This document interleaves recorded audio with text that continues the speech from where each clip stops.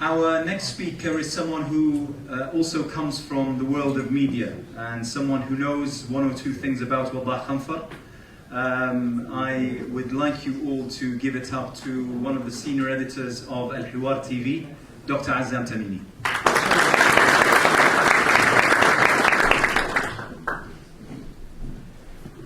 Bismillah ar-Rahman ar-Rahim, alhamdulillah, salatu wassalamu ala Rasulillah, wa ala alihi wa man wala. Well, yes, I know something about Waddah. When I first met him, he was still a student at Jordan University, and I was struggling in my position as director of the Islamic Movement's parliamentary office in Jordan. And I saw in him and a group of students who were around him, because he was the head of the union at the time, I saw a group of very bright, promising students. We established an excellent relationship, but eventually discovered that Jordan was too small for us. So we were squeezed out of Jordan. I traveled north, he traveled south. And for many years, between London and Johannesburg, we commuted and communicated.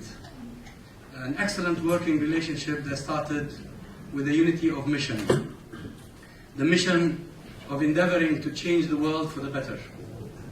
We knew our world had lots of ills in it, and if we wanted to leave something good for our children and grandchildren, we had to strive to improve it.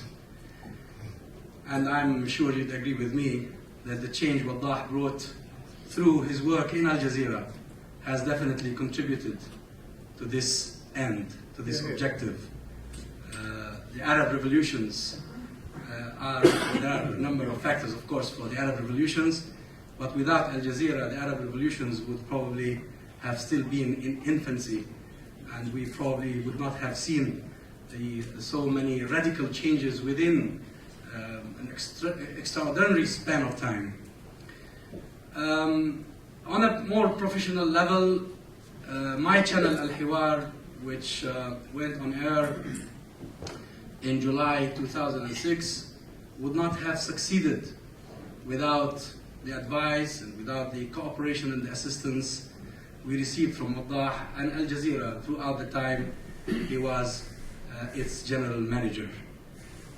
We today have an excellent, highly professional, competent staff of presenters, of producers, of editors, of all sorts of technical staff, and most of them, if not all, received some sort of training at Al Jazeera Training Center in Doha.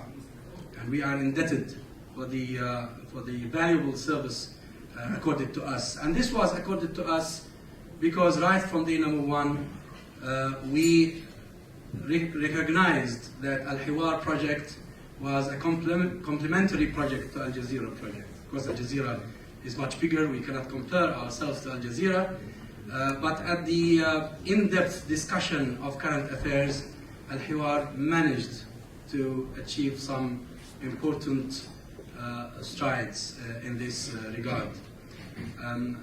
All our wishes for Waddah in the new post-Al Jazeera era, as I predicted one day, probably I haven't told him this before, when I first saw him speak, addressing a crowd of students in the University of Jordan, students, professors, and politicians, including the Speaker of the Jordanian Parliament at the time, Dr. Abdulatif Arabiyat. I saw Waddah speak for the first time in public, and I turned to the person sitting next to me and I said to him, this is a leader in the making. That's why I'm optimistic.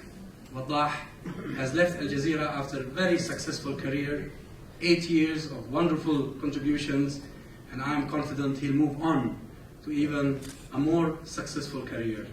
And I assure him that as we've always cooperated and as we've always agreed on a united mission, we will continue to cooperate and work together. And I conclude by a saying of the Prophet ﷺ, this hadith, describes best the sort of relationship that has existed between me and Waddah for the past 21 years. ورجلان تحابا في الله اجتمعا عليه وتفرقا عليه.